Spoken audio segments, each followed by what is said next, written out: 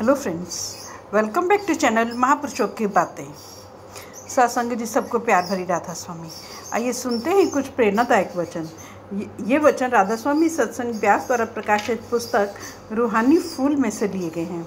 इस पुस्तक के पेज नंबर 58 पर हजूर महाराज जगत सिंह जी फरमाते हैं, आप फिर कहते हैं कि मनुष्य जन्म बड़े श्रेष्ठ भाग्य से मिलता है और यह देह सदा के लिए रहने वाली नहीं है, इसलिए जितनी जल्दी हो सके इससे लाभ उठा लो। यह जो हृदय है यह हरि का बनाया हुआ है। अंदर जाओ और इसके अंदर हरि की वाणी को सुनो और नाम को सुनो और उसके साथ प्रेम पैदा करो। ना ये देह रहने वाली है, ना ये सांस रहने वाली है और ना ये जवानी ही रहने वाली है, इसलिए इस जन्म का जल्दी से जल्दी फ़ायदा उठा लो। दूसरे लफ्ज़ों में सद्गुरु से मिलकर अंदर नाम को पकड़ लो, शब्द के साथ जुड़ जाओ। मौत का कुछ पता नहीं कि कब आ जाए, कोई नहीं कह सकता कब जाना है।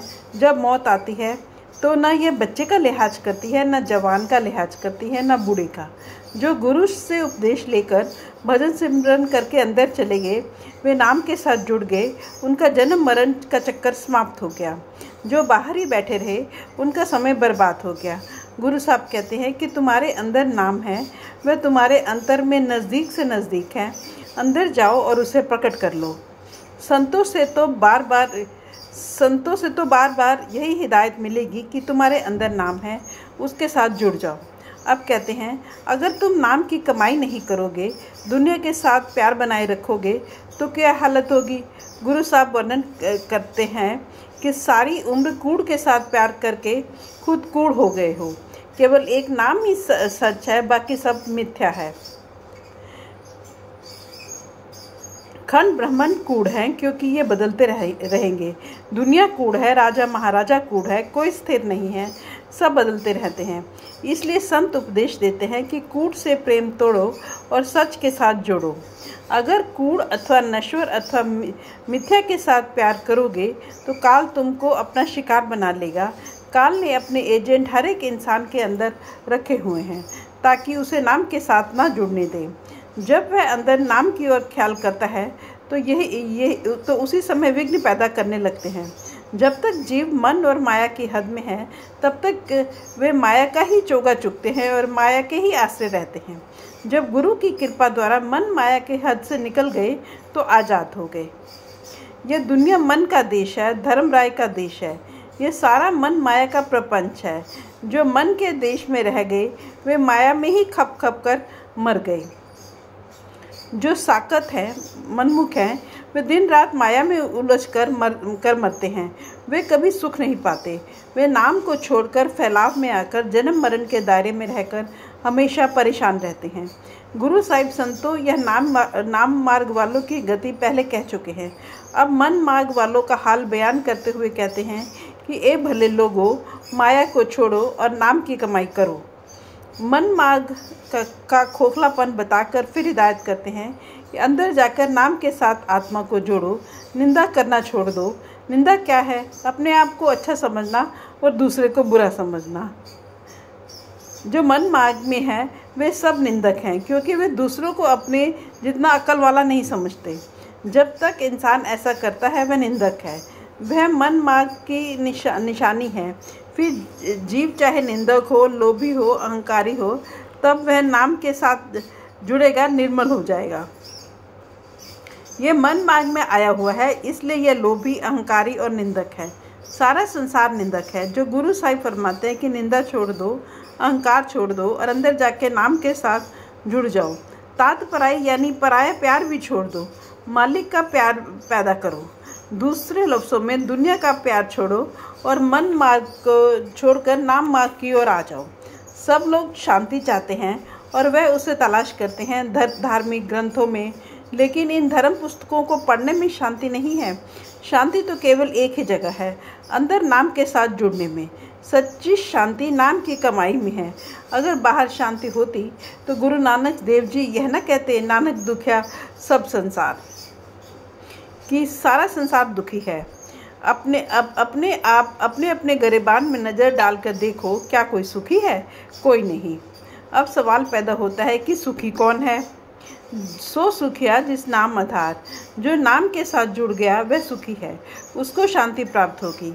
जितनी भी जल्दी हो सके इस किसी नाम के भेदी से नाम का भेद लेकर अंदर चले जाओ और सुखी हो जाओ।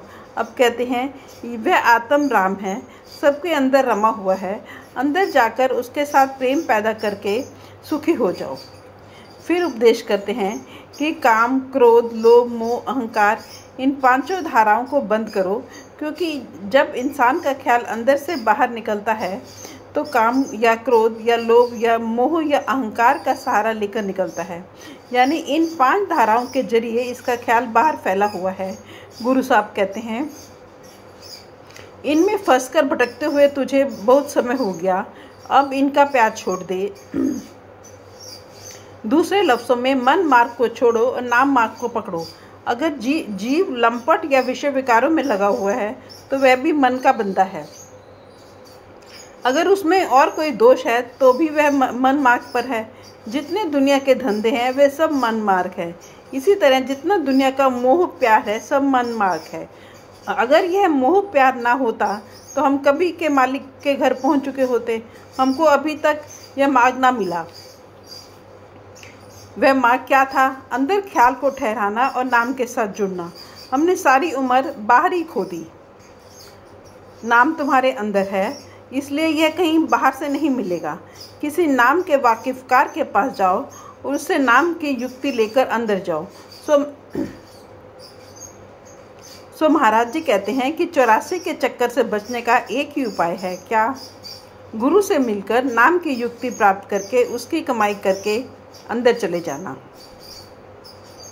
अब फिर से मन मार्ग का हाल बयान करते हुए कहते हैं इतना ही नहीं बल्कि मरकर जिस रास्ते जाना है उसके दुख व क्लेश का हिसाब ही नहीं है।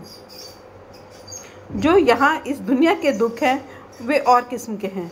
मेरे पास कई बार चिट्ठियाँ आती है कि जी करता है कि मर जाएं, दुनिया से बहुत ज़्यादा तंग आ गए हैं। अफीम खाकर या जहर खाकर या कोई और तरीके से जीवन का अंत कर लेना ये कमज़ोर विचार है। मौत दुखों से छुटकारा नहीं, बल्कि यहाँ पर जो बुरे काम करते हैं आगे जाकर उनका हिसाब देना पड़ता है। इन दुखों का इलाज मनुष्य जन्म में ही है, इसके बाद कोई इलाज नहीं। अगर जान खो दोगे तो सुख नहीं मिलेगा। वह कभी न सोचो कि शरीर छोड़ते ही दुख दूर हो जाएंगे। अगर गुरु के साथ प्यार है तो कभी भूलकर भी अपनी जान गंवाने का विचार तक ना करो। गुरु साहब कहते हैं यह तरीका अपनाओ कि मनुष्य जन्म सफल हो जाए। अब जो मरने के बाद दुख होता है वह बताते हैं जिस समय मरकर जीव धर्मराय के दरबार में जाता है तो रास्ते में आग की नदी आती है जो बहुत बड़ी है। उसमें से बड़े बड़े शोले उठते हैं। वहाँ कोई उसकी सहायता करने वाला नहीं है, इसलिए इसको अकेले ही चलना पड़ता है। फ्रेंड्स, अपनी इस वीडियो को आज यहीं समाप्त करते हैं। अगली वीडियो में आके पढ़ेंगे। Thank you.